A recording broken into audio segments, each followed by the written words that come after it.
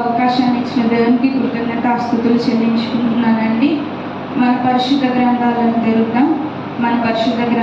తెరుద్దాం. కీర్తనల గ్రంథము 31వ కీర్తన 5వ చరణాన్ని చదివి సహాయం చేయండి. 31వ కీర్తన 5వ చరణాన్ని చదివి సహాయం చేయండి. నా ఆత్మను నీ చేతికి అప్పగించుచున్నాను. యెహోవా సత్యదేవా, నన్ను విమోచించువాడవు నీవే. హల్లెలూయా, హల్లెలూయా. ఈ మాట నన్ను అనుసరించి మీరందరూ పలికి ప్రభునామాన్ని మహిమపరచండి. నా ఆత్మను నీ చేతికి అప్పగించుచున్నాను.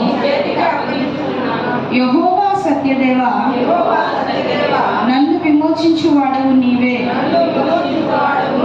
నా ఆత్మను నీ చేతికి అప్పగించుచున్నాను. నా ఆత్మను నీ చేతికి అప్పగించుచున్నాను. హల్లెలూయా.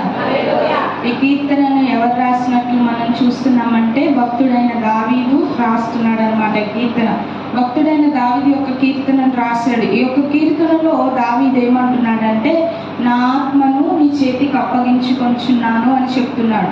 ఇక్కడ దావీదు తన ఆత్మను దేవునికి అప్పగించుకుంటున్నాడంట. ఇంతకీ మన ఆత్మను మనము ఎవరికి అప్పగిస్తున్నాం అనేది ప్రశ్న ఇక్కడ. హల్లెలూయా, హల్లెలూయా. మన ఆత్మను మనం ఎవరికి అప్పగిస్తున్నాం అనేది ప్రశ్న. మీకు తెలుసా మీ ఆత్మను మీరు ఎవరికి అప్పగిస్తున్నారో? అప్పగిస్తే ఇద్దరికే అప్పగించాలి. మొదటిగా దేవునికి అప్పగించాలి లేదా దెయ్యానికి అప్పగించాలి. మీ ఆత్మను మీరు ఎవరికి అప్పగిస్తున్నారో మీకు తెలుసా? దేవునికి అప్పగిస్తున్నారా, దెయ్యానికి అప్పగిస్తున్నారా? దేవునికి అప్పగిస్తున్నారు. చాలా మంది దేవునికి అప్పగిస్తున్నారని చెప్తున్నారు, కానీ చాలా మంది దేవునికి అప్పగించారు. ఇప్పుడు వాక్యాన్ని బట్టి మనం చూసుకుందాం, దేవునికి అప్పగిస్తున్నాము లేదా అని వాక్యాన్ని బట్టి మనం చూసుకుందాం. సరేనా? హల్లెలూయా. దేవుడు మనల్ని సృజించినప్పుడు మనకి ప్రాణ, ఆత్మ, దేహ శరీరాలను ఇచ్చారనమాట. ప్రాణ, ఆత్మ, దేహ శరీరాలను ఇచ్చిన తర్వాత దేవుడు తన యొక్క జీవవాయువును ఊది మనల్ని జీవాత్మగా సృజించడం జరిగింది. ఆది కాండంలో మనం చదువుకుంటాము. 2వ అధ్యాయం, ఆదికాండం 2వ అధ్యాయంలో మనం చదువుకుంటే దేవుడు నరుని తన పోలిక చొప్పున సృజించి అతనిలోనికి తన జీవాయువును ఊది జీవాత్మగా నరుని తయారు చేశాడు అని మనం అక్కడ చదువుకుంటాం. దేవుని ఆత్మ మనలో నివసిస్తుంది. మనలో ఉన్న ఆత్మ ఎవరిది అంటే దేవుని ఆత్మ. హల్లెలూయా, హల్లెలూయా. కాలం గడుస్తున్న కొద్దీ ఆదాము పాపం చేసిన తర్వాత దేవునితో సహవాసాన్ని, సన్నిహత్వాన్ని కోల్పోయాడు అనమాట. ఆదాము దేవుడు చేయొద్దన్నది చేసిన తర్వాత ఆదాము అవ్వలు ఇద్దరు కూడా దేవునితో వారుకున్న సన్నిహిత తత్వాన్ని వారు కోల్పోయారు. అలా కోల్పోయిన తర్వాత దేవుడు మనల్ని దూరం చేసేసారు. దేవుడు మనల్ని దూరం పెట్టేశారు. మనం దేవునికి దూరం అవ్వాలి అంటే ఒకటే మార్గము. ఏంటి అది అంటే ప్రార్థన. అదొక్కటే మార్గం అన్నమాట. హల్లెలూయా, హల్లెలూయా. దావీదు అంటున్నాడు, నా ఆత్మను నీ చేతికి అప్పగిస్తున్నాను అని దావీదు చెప్తున్నాడు. ఎందుకని దావీదు అలా చెప్తున్నాడు అంటే, మన దేహంలో, మన శరీరంలో ముఖ్యమైనది ఏదన్నా ఉంది అంటే అది ఆత్మే. ఎందుకు అంటే మనం చనిపోయిన తర్వాత మన ఆత్మ వెళ్తే పరలోకానికన్నా వెళ్ళాలి, లేకపోతే నరకానికన్నా వెళ్ళాలి. మన ఆత్మ కోసం దేవుడు, దెయ్యం ఇద్దరు కూడా, దేవుడు అలాగే అపవాది ఇద్దరు కూడా పోరాడుకుంటూ ఉంటారు. నా బిడ్డ నా దగ్గరకు చేరాలి, నా బిడ్డ ఆత్మ నా దగ్గరకు చేరాలి అని దేవుడు పోరాడితే, అపవాది ఈ యొక్క భూమి మీద ఉన్న సమస్తాన్ని నేను స్వతంత్రించుకున్నాను కదా, దేవుడు సృజించిన నరుణ్ణి కూడా నేను స్వాధీనపరుచుకోవాలి. నేను కూడా అపవాది అనుకుంటాడు, భూమి మీద ఉన్న సమస్తమే నాకు వాటితో పని ఉంది, కానీ మనుషుని యొక్క ఆత్మ కూడా నాకు కావాలి అని అపవాది పోరాడుతున్నాడంట దేవునితో. హల్లెలూయా, హల్లెలూయా. ఆత్మ ఉన్నంత వరకే మనం ఈ యొక్క భూమి మీద జీవించగలం. ఆత్మ మనలో నుంచి వేరైపోయిన తర్వాత అది పరలోకానికి వెళ్తుందో నరకానికి వెళ్తుందో మనం దేవుడి యొక్క లోకాన్ని సృజించిన తర్వాత అన్నిటినీ మంచిదిగా చూశారు. చెట్లను మంచిదిగా చూశారు, భూమిని నేలను మంచిదిగా చూశారు, ఆకాశ పక్షులను మంచిదిగా చూశారు, భూజంతువులను మంచివిగా చూశారు, నేలను ప్రాకు జంతువులను మంచివిగా చూశారు, జలచరాలను మంచివిగా చూశారు, మనుషులను మంచివిగా చూశారు. సమస్తాన్ని కూడా దేవుడు మంచివిగా చూస్తే అపవాది వాటిని స్వాధీనపరిచేసుకున్నాడు. అపవాది వాటిని స్వాధీనపరిచేసుకొని ఏమంటాడంటే దేవునికి ఒక ట్విస్ట్ ఇస్తాడనమాట అపవాది. ఏంటి అంటే మత్తయి సువార్త 4వ అధ్యాయము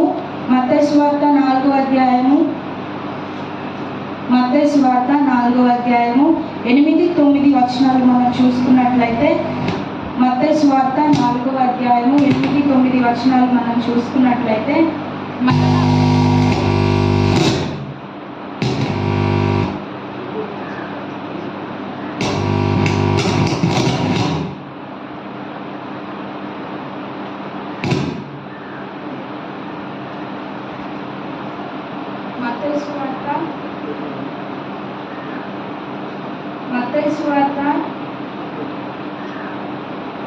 మత్తయి సువార్త 4వ అధ్యాయము 8-9 వచనాలు మనం చదువుకున్నట్లయితే, మరలా అపవాది మిగుల ఎత్తైన ఒక కొండ మీదకి ఆయనను తోడుకొని పోయి ఈ లోక రాజ్యములన్నిటిని వాటి మహిమను ఆయనకు చూపి నీవు సాగిలపడి నాకు నమస్కారము చేసిన ఎడల వీటన్నిటిని నీకు ఇచ్చేదనని ఆయనతో చెప్పగా హల్లెలూయా. ఈ యొక్క లోకాన్ని దానిలో ఉన్న సమస్తాన్ని సృజించింది ఎవరండి? దేవుడు. కానీ ఇక్కడ అపవాది ఏమంటున్నాడు? నీవు నాకు సాగిలపడి ఆయనను మిగుల ఎత్తైన కొండపైకి తీసుకెళ్ళిపోయి, ఆయనను అంటే యేసయ్య బాప్తిస్మం పొందిన తర్వాత అరణ్యంలోనికి ఆత్మ ద్వారా అరణ్యంలోనికి కొనిపోబడ్డాడు. ఎందుకు అంటే అపవాది చేత శోధించబడడానికి. అది యేసయ్యకు ఒక పరిశోధన కాలం. ఆ కాలంలో అపవాది యేసయ్య దగ్గరకు వచ్చి మిగుల ఎత్తైన కొండపైకి యేసయ్యను తీసుకెళ్ళి ఈ లోక రాజ్యములన్నిటినీ వాటి మహిమను ఆయనకు చూపాడంట. ఈ యొక్క లోకాన్ని దానిలోనున్న సమస్తాన్ని కలుగజేసింది ఎవరండి? దేవుడు. కానీ అపవాది ఏం చెప్తున్నాడు? ఈ యొక్క లోక రాజ్యములన్నిటినీ వాటి మహిమను దేవునికి చూపించాడంట. అంటే ఏ దేవుడైతే సృజించాడో ఆ దేవునికే వాడు వాటినన్నిటినీ చూపిస్తున్నాడు. అంటే వాటినన్నిటినీ వాడు తనకిష్టం వచ్చినట్లుగా మలిచేసుకున్నాడు. తనకిష్టం వచ్చినట్లుగా మలుచుకున్న తర్వాత ఏమంటున్నాడంటే, నీవు సాగిలపడి నాకు నమస్కారం చేసినట్ల వీటన్నిటినీ నీకు ఇస్తాను అని యేసయ్యతో చెప్తున్నాడు. ఆల్రెడీ అవి యేసయ్యవే. కానీ అపవాది తన యొక్క చెడు తలంపుల ద్వారా, చెడు క్రియల ద్వారా అంతటిని మార్చేసి ఏమంటున్నాడంటే, సృష్టికర్తలకే చెప్తున్నాడు. ఏమనంటే, నీవు నాకు సాగిలపడి మొక్కితే ఇవన్నీ నీకు ఇస్తాను అని అపవాది చెప్తున్నాడు. హల్లెలూయా, హల్లెలూయా. ఈ యొక్క లోకాన్ని కలుగజేసిన దేవుడు అపవాదిని ఎదుర్కొన్నాడు. ఈ యొక్క లోకాన్ని కలుగజేసిన దేవుడు అపవాదిని డైరెక్ట్గా ఎదుర్కొన్నాడు. మన జీవితంలో కూడా కొన్నిసార్లు మనం అపవాదిని డైరెక్ట్గా ఎదుర్కొంటాం, కొన్నిసార్లు ఇండైరెక్ట్గా ఎదుర్కొంటాం. ఇండైరెక్ట్గా ఎదుర్కొన్నప్పుడు మనం వాడిని జయించగలిగే శక్తి కలిగి ఉండాలి. ఎలా సాధ్యమవుతుంది ఆ యొక్క జయించగలిగే శక్తి అంటే పరిశుద్ధాత్మ దేవుని వల్లనే సాధ్యమవుతుంది అన్నమాట. హల్లెలూయా, హల్లెలూయా. అపవాది అలా చూపించిన తర్వాత ఈ యొక్క లోక రాజ్యాలన్నీ వాడు స్వాధీనపరిచేసుకున్నాడు. అది చాలదనక మనుషుని యొక్క ఆత్మను కూడా వాడు స్వాధీనపరుచుకోవాలని దేవుడితో పోరాడుతున్నాడంట. దేవుడితో పోరాడుతున్నప్పుడు దేవుడు ఈ యొక్క లోకాన్ని సృజిస్తే వాడు వాటినన్నిటినీ దొంగిలించేసి లోకంలో ఉన్నదంతా వాడికి అనుకూలంగా మార్చేసుకొని ఈ విధంగా అంటున్నాడు, నీవు ఈ యొక్క మనుషుని కూడా నేను సంపాదించుకోవాలి, ఈ యొక్క మనుషుని ఆత్మను కూడా నేను సంపాదించుకోవాలి, నేను స్వాధీనపరుచుకోవాలి, దేవునికి ఏది కూడా దక్కనివ్వకూడదు అని అపవాది అనుకుంటున్నాడు. ఎందుకు అంటే అపవాది ఊరుకునే ఉండేవాడు కాదు. యోబు గ్రంథంలో 1వ అధ్యాయము 2వ వచనంలో 2వ అధ్యాయం 2వ వచనంలో మనం చూసుకుంటే 2 సార్లు కనిపిస్తుంది. ఏమనంటే దేవుడు అపవాదిని అడిగితే నువ్వు ఎక్కడి నుంచి వచ్చావు అని అపవాదిని అడిగితే అపవాది అంటాడు, భూమి మీద ఇటు అటు తిరుగులాడుతూ నేను అందులో సంచరిస్తూ ఉన్నాను, దానిలో నుండి నేను నీ దగ్గరకు వచ్చాను అని అపవాది దేవునికి సమాధానం చెప్తాడు. అంటే మ్యాక్సిమం దేవుడు సృజించినవన్నీ వాడు వాడుకుంటున్నాడు. మరి అన్నిటికంటే శ్రేష్టమైనది మన యొక్క ఆత్మను కూడా వాడు వాడుకోవాలని తహతహలాడిపోతున్నాడు. ఎందుకు ఈ యొక్క ఆత్మకు అంత విలువ అంటే అన్నిటికన్నా శ్రేష్టమైనది ఆత్మే. మన ప్రాణ ఆత్మ దేహ శరీరాలలో అన్నిటికన్నా శ్రేష్టమైనది మన ఆత్మ. దేవుడు మనలో పెట్టిన ఈ ఆత్మ అన్నిటికన్నా శ్రేష్టమైనది. సమస్తాన్ని దొంగిలించిన వాడు మన ఆత్మను కూడా దొంగిలించాలనుకుంటున్నాడు. కాబట్టి మన ఆత్మను ఆయన చేతికి అప్పగించుకోవాలి. హల్లెలూయా, హల్లెలూయా. అందుకనే దావీదు భక్తుడు అంటున్నాడు, నీ చేతికి నా ఆత్మను అప్పగించుకొనుచున్నాను అని దావీదు భక్తుడు చెప్తున్నాడు అన్నమాట. మన ఆత్మను ఆయనకు అప్పగించుకుంటే, లేకపోతే ఎందుకు ఆయనకు మన ఆత్మను అప్పగించుకోవాలి అని మనం చూసుకున్నట్లయితే పరిశుద్ధాత్మ దేవుడు ఎక్కువ దేనికి ఇష్టపడతారంటే మనుషునితో సహవాసం చేయడానికి ఇష్టపడతారు. హల్లెలూయా, హల్లెలూయా. ఎప్పుడైతే మన ఆత్మను ఆయన చేతికి అప్పగించుకుంటామో పరిశుద్ధాత్మతో అంటే దేవునితో సహవాసం చేయటం మనం మొదలు పెడతాం అన్నమాట. హల్లెలూయా. అది అపోస్తుల కార్యములు 16వ అధ్యాయము 7వ వచనంలో మనం చూసుకుంటాం. అపోస్తుల కార్యములు 16వ అధ్యాయము 7వ వచనంలో చూసుకుంటాం. పరిశుద్ధాత్మ దేవుడు మనతో సహవాసం చేయడానికి ఇష్టపడతారు. ఎందుకు మన ఆత్మను ఆయనకు అప్పగించుకోవాలి అంటే అపోస్తుల కార్యములు 16వ అధ్యాయము 7వ వచనం. యేసు యొక్క ఆత్మ వారిని వెళ్ళనీయలేదు. హల్లెలూయా, హల్లెలూయా. ఇక్కడ పౌలు గురించి తిమోతి గురించి రాయబడింది. ఏమని రాయబడింది అంటే వారు ఆసియాలో వాక్యం చెప్పకూడదని పరిశుద్ధాత్మ దేవుడు వారిని ఆటంకపరిచాడంట. ఎందుకు ఆటంకపరిచారంటే వారికి ప్రమాదం అక్కడ పొంచి ఉంది కాబట్టి పరిశుద్ధాత్మ దేవుడు వారిని అక్కడ వాక్య పరిచర్య చేయకుండా ఆటంకపరిచారు. వారు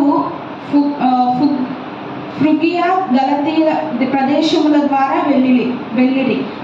మూసియా దగ్గరకు వచ్చి బీతునియాకు వెళ్ళుటకు ప్రయత్నం చేసిరి. కానీ అంటే వారు దేవునితో ముందు సంభాషణ జరిగించలేదు. సంభాషణ జరిగించుకోకుండా దేవుణ్ణి అడగకోకుండా వారు ఒక ప్రదేశానికి వెళ్ళాలని చూస్తున్నారు. వారు ఒక ప్రదేశానికి వెళ్ళాలని చూస్తున్నప్పుడు యేసు యొక్క ఆత్మ వారిని వెళ్ళనీయలేదు అని చెప్తున్నారు. హల్లెలూయా, హల్లెలూయా. ఎందుకు మన ఆత్మను ఆయనకు అప్పగించుకోవాలంటే యేసు యొక్క ఆత్మ మనకు తోడుగా ఉంటుంది. ఎందుకు అంటే మనం వెళ్ళవలసిన దారిలోనే అది మనకు బోధిస్తుంది. మనం వెళ్ళవలసిన దారిని అది మనకు బోధిస్తుంది.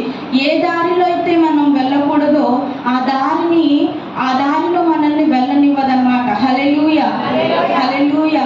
ఎందుకు మన ఆత్మను ఆయన చేతికి అప్పగించుకోవాలి అంటే ఎప్పుడైతే మన ఆత్మను ఆయన చేతికి అప్పగించుకుంటామో పరిశుద్ధాత్మ దేవుడు మనతో సహవాసం చేయడానికి ఇష్టపడతారు. మన ఆత్మ దేవుని ఆత్మ రెండు కూడా ఏకమై ఉంటాయి. ఏకమై ఉన్నప్పుడు మనం ఇప్పుడు ఉదాహరణకి మన ప్రక్కన ఎవరన్నా మనకి బాగా ఇష్టమైన వారు ఉన్నప్పుడు అరే అటు వెళ్ళకూడదు, అరే అది చేయకూడదు అంటే మనం ఆగిపోతాం కదా. మన తల్లిదండ్రుల మాట లేకపోతే ఇంట్లో మన తల్లిదండ్రుల మాటే వింటాం. అరే అది చేయకూడదు, అరే అది అలా చేయకూడదు, అలా మాట్లాడకూడదు అంటే మనము ఆగిపోతాం. అదే విధంగా ఎప్పుడైతే మన ఆత్మ దేవుని ఆత్మ రెండు ఏకమై ఉంటాయో దేవుడు మనకు గైడెన్స్ ఇస్తారనమాట. దేవుడు మనల్ని నడిపిస్తారు. ఏ త్రోవలో వెళ్ళాలో ఏ త్రోవలో వెళ్ళకూడదో దేవుడు మనకు చెప్తా ఉంటారు. ఏ పని చేయాలో ఏ పని చేయకూడదో దేవుడు మనకు చెప్తా ఉంటారు. ఏ మార్గంలో వెళ్ళాలో ఏ మార్గంలో వెళ్ళకూడదో దేవుడు మనకు చెప్తా ఉంటారు. ఒకవేళ మనం పాపపు మార్గంలో పయనిస్తూ ఉంటే, లేకపోతే దేవునికి ఇబ్బందిని కలిగించే మార్గంలో, లేకపోతే దేవునికి బాధ పెట్టే మార్గంలో మనం పయనిస్తూ ఉంటే, యేసు యొక్క ఆత్మ అంటే పరిశుద్ధాత్మ దేవుని యొక్క ఆత్మ మనల్ని అటు పోనివ్వదు. ఎందుకంటే మన ఆత్మను ఆయన చేతికి అప్పగించుకున్నప్పుడు ఆయన ఆత్మ మనకు గైడెన్స్ ఇస్తారనమాట. హల్లెలూయా, హల్లెలూయా. యేసు యొక్క ఆత్మ వారిని వెళ్ళనీయలేదు. అంటే ఏ మార్గంలో వెళ్ళాలో దేవుడు మనకు బోధిస్తారు. ఆత్మ ద్వారా దేవుడు మనకు బోధిస్తారు. ఏది మంచి మార్గమో, ఎటువైపు వెళ్ళాలో, ఎటువైపు చూడాలో, ఎటువైపు మాట్లాడాలో, ఏ విధంగా పలకాలో దేవుడు మనకు బోధిస్తూ ఉంటారనమాట. హల్లెలూయా, హల్లెలూయా. ఎందుకని మనం ఆయన ఆత్మ చేత నడిపింపబడాలి అంటే, ఎందుకని మనం ఆయన ఆత్మ చేత నడిపింపబడాలి అంటే రోమీలకు రాసిన పత్రిక 8వ అధ్యాయము 14వ వచనం చదివి సహాయం చేయండి. రోమీలకు రాసిన పత్రిక 8వ అధ్యాయము 14వ వచనము. రోమీలకు రాసిన పత్రిక 8వ అధ్యాయము 14వ వచనము. దేవుని ఆత్మ చేత ఎందరూ నడిపింపబడుదురు వారందరూ దేవుని కుమారులై యుందురు. హల్లెలూయా, హల్లెలూయా.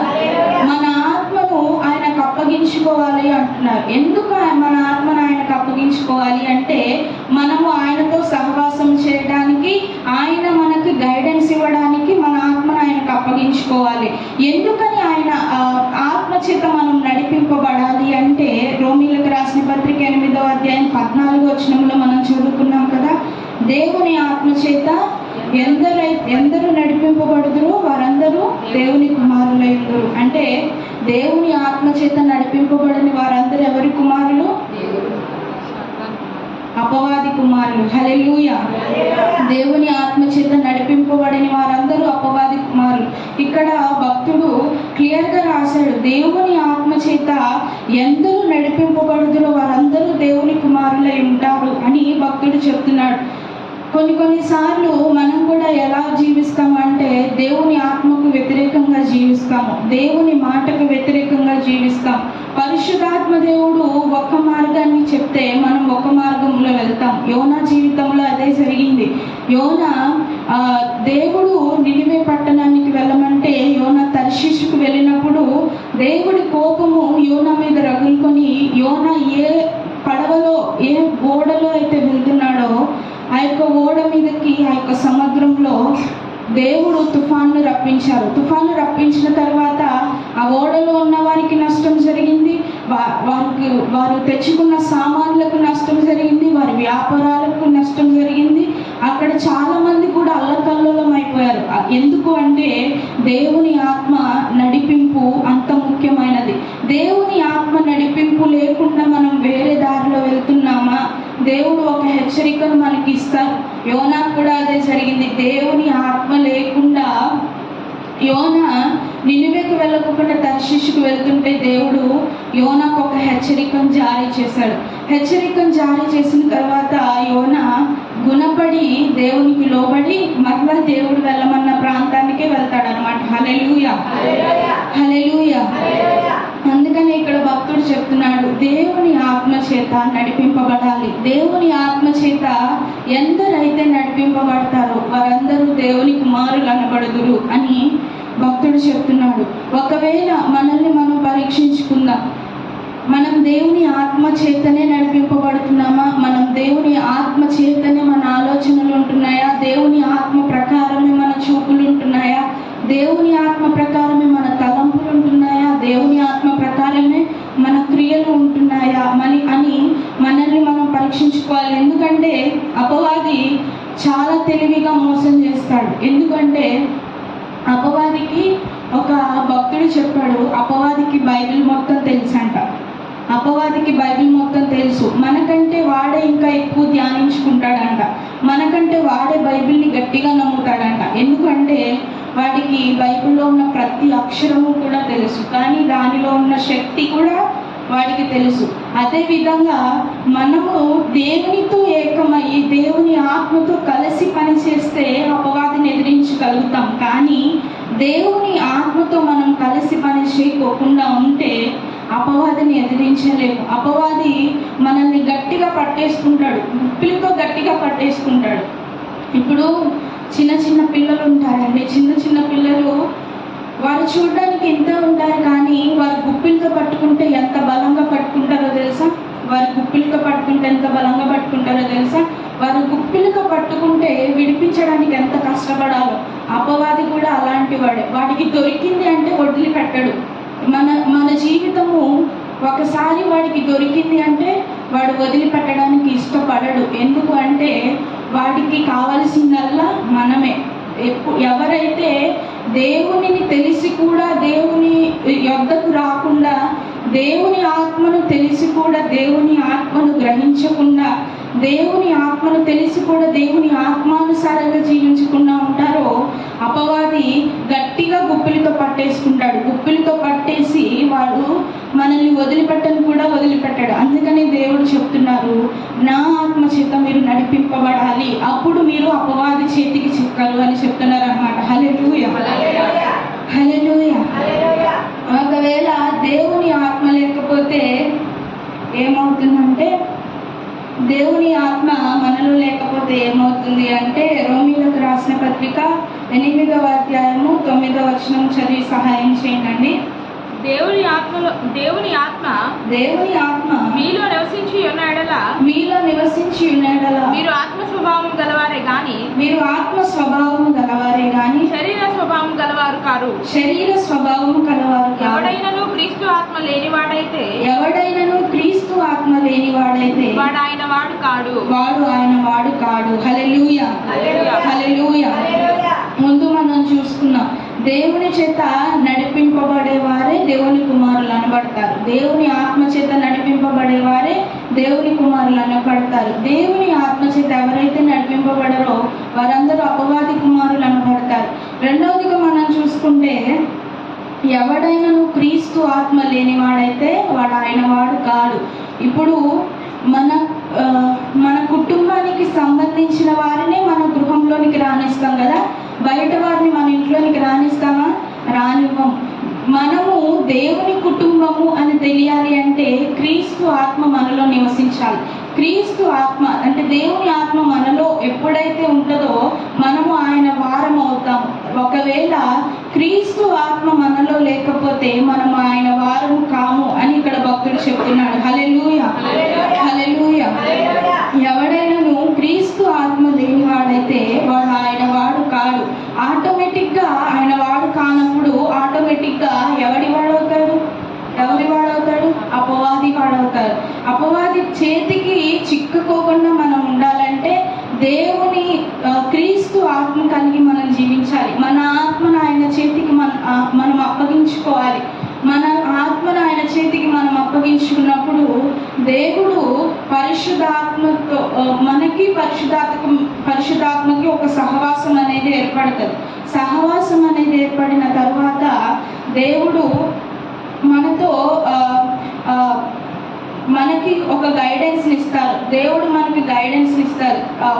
మన జీవితంలో ఒక నాయకుడిగా ఉంటారు. ఏది చేయాలో ఏది చేయకూడదు, ఎటువైపు వెళ్ళాలో ఎటువైపు వెళ్ళకూడదు, ఏది మాట్లాడాలో ఏది మాట్లాడకూడదో, ఏది చూడాలో ఏది చూడకూడదో పరిశుద్ధాత్మ దేవుడు మనకు గైడెన్స్ ఇస్తారు. అది గైడెన్స్ ఇచ్చిన తరువాత మనం ఆయన ద్వారా నడిపించబడతాం. ఆయన ద్వారా నడిపించబడుతున్నప్పుడు ఆయన కుమారులం అవుతాం. ఆయన కుమార్తెలు అయిన తరువాత మనము క్రీస్తు ఆత్మ చేత నడిపించబడుతున్నాం. కాబట్టి క్రీస్తు ఆత్మ మనలో ఉంటుంది కాబట్టి మనం ఆయన వారము అవుతాం. క్రీస్తు ఆత్మ మనలో లేకపోతే మనము ఆయన వారము కాము. కాబట్టి ఈ దినం నుంచి మనం ఏం చేయాలంటే, అపవాది చేతికి మనం చిక్కుకోకుండా ఉండాలి అంటే వాడు మనల్ని గట్టిగా పట్టుకోకుండా, వాడి గుప్పులతో గట్టిగా పట్టుకోకుండా మనం ఉండాలి అంటే దేవుని ఆత్మతో మనం నింపబడాలి. అదేవిధంగా మన ఆత్మను ఆయన చేతికి అప్పగించుకోవాలి. మన ఆత్మను ఆయన చేతికి అప్పగించుకున్నప్పుడే మన జీవితంలో మార్పు అనేది చూడగలుగుతాం. హల్లెలూయా. కాబట్టి ఈ దినం నుంచి మన ఆత్మను ఆయన చేతికి అప్పగించుకోవడానికి మనం ఇష్టపడదాం. ఈ వాక్యం దేవుడు దీవించుగాక.